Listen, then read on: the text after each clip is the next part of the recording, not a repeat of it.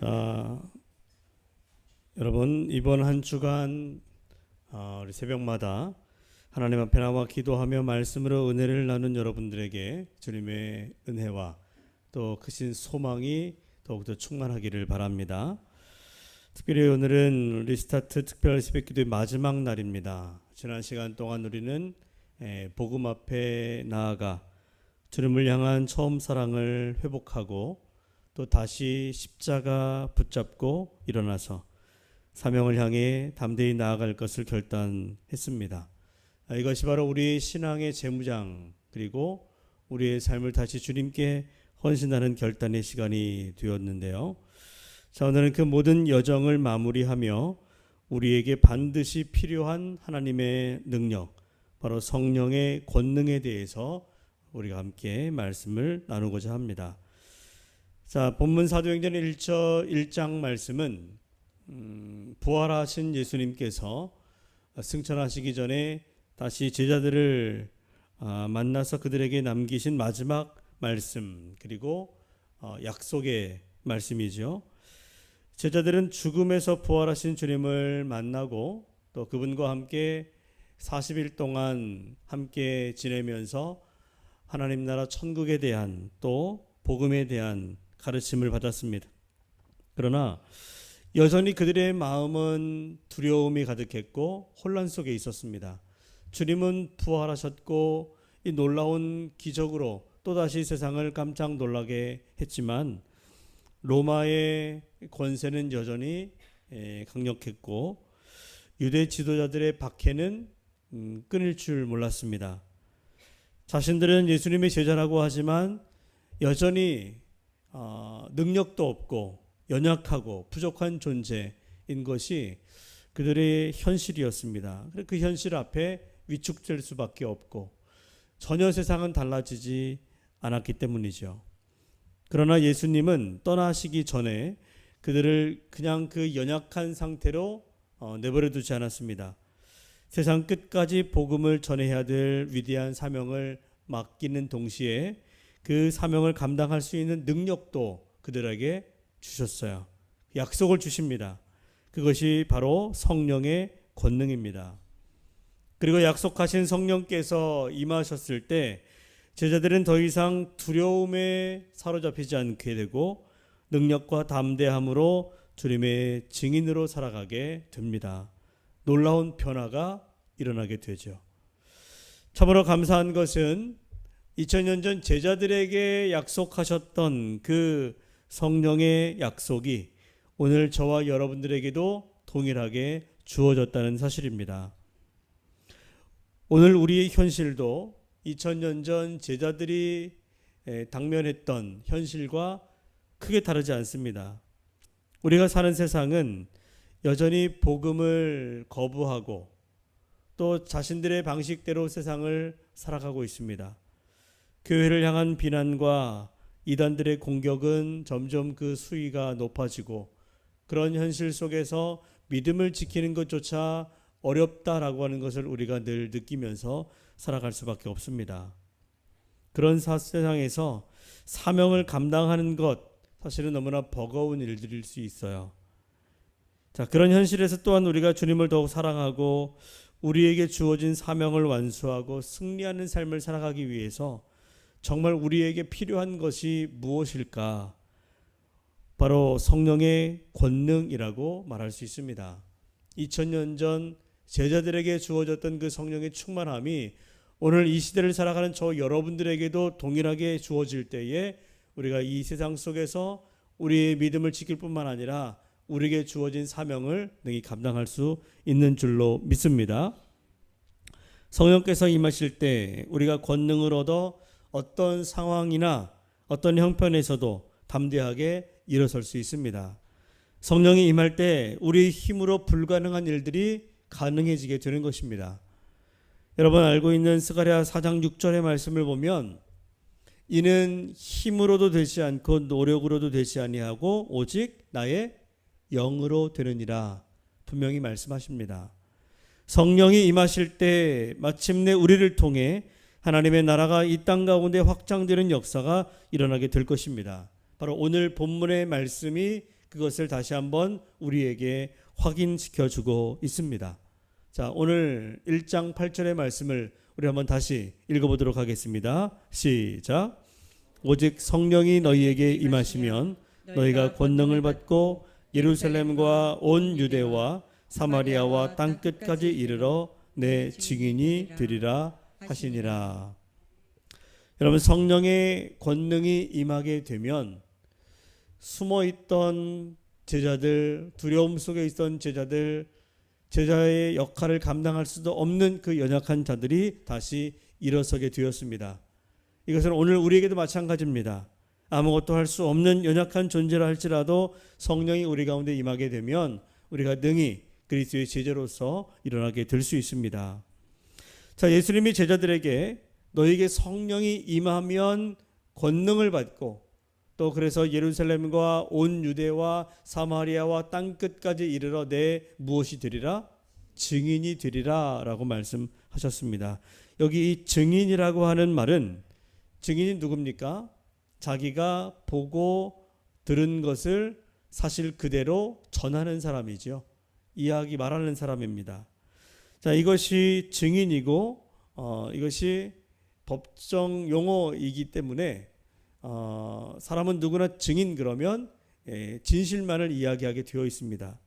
자, 그러나 증인이라고 하는 단어가 그 당시에 내가 보고 들은 것을 말하는 사람이라고 하는 것에서 조금 더 발전해서 그 당시에도 그런 단어로 사용되었는데요. 이 마르투스라고 하는 헬라어의 단어가 증인이라고 하는 뜻 외에 순교자라고 하는 뜻으로도 사용되었다고 합니다. 순교자. 순교자, 다시 말하면 성령의 권능을 받아 복음의 증인으로 살아가는 그 사명을 위해서 자신의 생명을 내어놓고 자신의 목숨까지도 아끼지 않고 그 사명을 감당하는 사람이라고 하는 뜻을 가지고 있습니다. 그래서 여러분, 이 사명이라고 하는 말을 우리가 할 때에 사명, 거기에 이 명자가 목숨명이라고 하는 거 여러분 알고 계시죠? 사명이라고 하는 것은 자신의 생명을 걸고 감당하는 일이라고 하는 뜻을 갖습니다. 우리에게 주어진 사명, 그것을 우리가 너무나 가볍게 여길 것이 아니라 목숨만큼 소중히 여기고 중요하게 여겨야 한다는 얘기겠죠. 실제로 제자들의 모습을 보면 부활 이후 그전에는 두려움에 사로잡혀 있었던 사람들이었고, 그래서 예수님이 체포되자마자 다 뿔뿔이 흩어져 도망갑니다. 베드로는 예수님 모른다고 3번이나 부인했던 그런 부끄러운 과거를 가지고 있죠. 그러나 오순절 성령이 그들에게 임하게 되었을 때에 그들의 삶은, 그들의 인생은 완전히 달라졌습니다. 베드로는 유대인들 앞에, 모든 사람들 앞에 나아가 두려움에 벌벌 떨던 그 사람이 예수가 그리스도다라고 담대하게 증거하는 사람이 됩니다.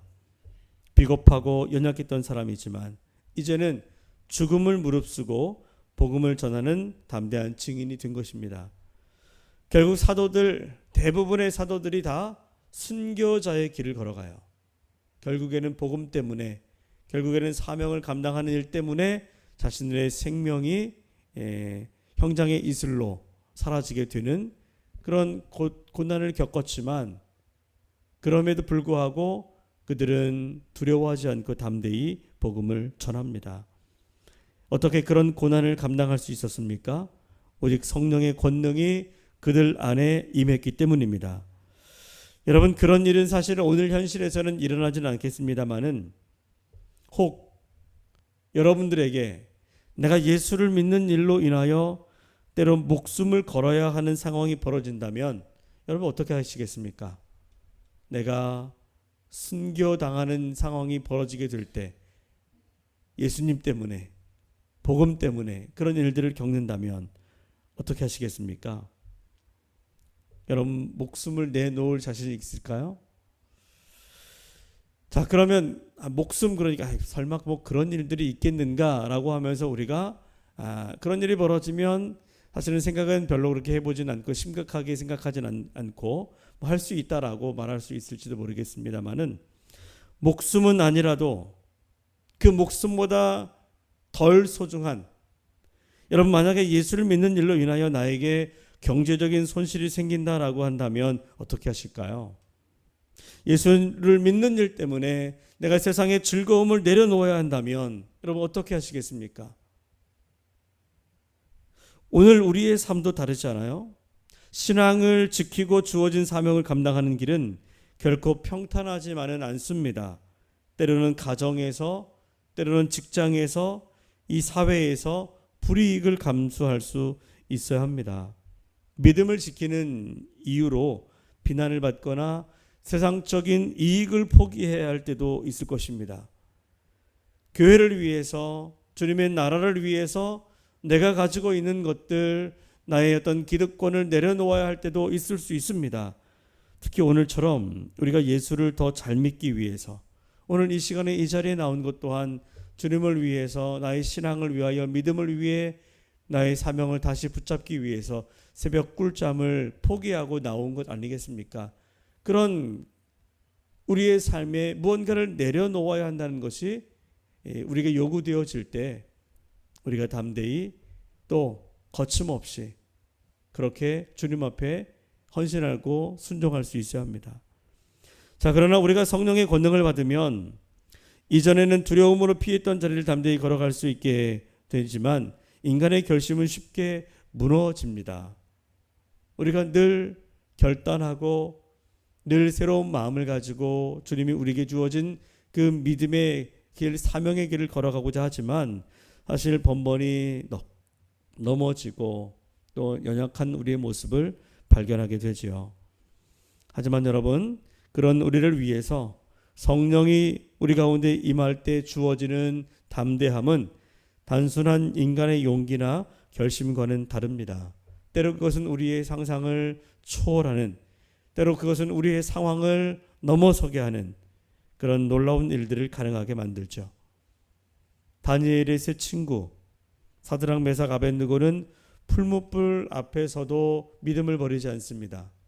다니엘은 사자굴 앞에서도 기도를 멈추지 않았습니다. 그리고 이 초대교회 성도들은 피를 흘리면서도 복음을 지켜냈습니다. 이 모든 것이 힘으로 되지 않고 능력으로도 노력으로도 되지 않냐며 오직 하나님의 영으로 가능하다고 하시는 그 성령의 역사하심이에요. 그 성령의 역사가 오늘 저와 여러분의 삶 가운데도 반드시 일어날 수 있어야 합니다. 그래야 우리의 믿음을 지켜낼 수 있고 이 땅 가운데 우리에게 주어진 사명의 길을 걸어갈 수 있는 거죠. 여러분, 성령의 권능이 임하면 고난이 끝나는 것은 아닙니다. 오히려 때로 더 큰 고난과 핍박이 올 수도 있고 더 큰 어려움들 우리 가운데 찾아올 수 있고 또 더 큰 어떤 고민과 염려와 근심거리들이 우리의 삶 가운데 주어질 수도 있습니다.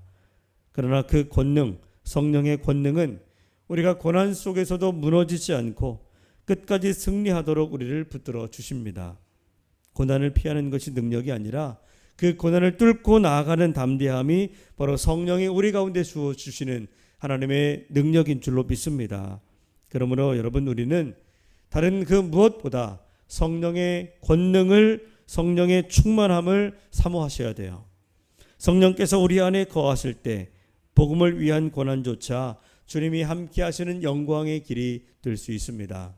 여러분 모두에게 성령의 충만함이 임하여 여러분들도 주님의 증인으로 또 이 땅 가운데 하나님의 역사를 위한 순교자의 자리에까지 나아갈 수 있는 그 은혜와 능력이 날마다 충만하시기를 주님 이름으로 간절히 축원합니다.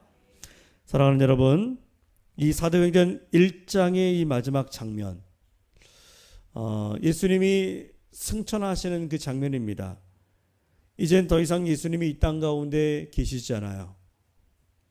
그러나 예수님이 세상을 떠나 다시 하나님 나라로 하늘로 올라가시는 그 모습, 그리고 그것이 남아있는 제자들에게 또 다른 소망이 되었습니다. 예수님이 제자들의 눈앞에서 하늘로 올라가실 때 천사들이 나타나 그들에게 이렇게 말씀을 하시는데, 사도행전 1장 11절을 보면 너희 가운데 하늘로 올라가신 이 예수는 하늘로 올라가심 그대로 오리라 라고 말씀을 합니다. 성령의 권능을 받은 사람은 바로 이 약속을 붙잡고 살아갑니다. 우리가 이 땅 가운데 믿음을 가지고 끝까지 우리가 때로는 주님 때문에 복음 때문에 손해를 보고 어려움을 당함에도 불구하고 끝까지 믿음을 가지고 사명을 위해 살아가는 이유가 무엇입니까? 주님 이 땅에 다시 오신다는 약속이 있기 때문이에요. 그리고 그분 이 땅에 다시 오실 때 우리는 그분께서 우리를 영접해 주시고 우리는 하나님 나라에서 영원히 주와 함께 산다라고 하는 확신과 소망이 있기 때문에 우리는 여전히 믿음 가운데 증인의 삶을 살아가는 것입니다. 여러분, 성령은 우리로 하여금 단순히 오늘의 고난을 견디게 하실 뿐만 아니라 장차 다시 오실 주님을 바라보며 흔들리지 않는 믿음을 지키게 하십니다. 세상은 여전히 복음을 거부하고 교회는 공격을 받으며 우리의 삶은 늘 고난과 시험 속에 있지만 성령 충만한 성도는 끝까지 소망 가운데 기다릴 수 있어요. 그리고 그 기다림은 단순히 버티고 견디는 소극적 인내가 아니라 주님 다시 오실 날을 예비하며 적극적으로 복음을 전하고 사명을 감당하는 이 땅 가운데 하나님의 나라를 이루는 거룩한 주님의 일꾼으로 살아가게 됩니다. 사랑하는 여러분, 오직 성령의 권능으로 오늘을 살고 내일을 준비하며 다시 오실 주님을 맞이할 수 있는 그런 신실한 증인, 거룩한 하나님 나라 백성으로 살아갈 수 있기를 주님의 이름으로 간절히 축원합니다.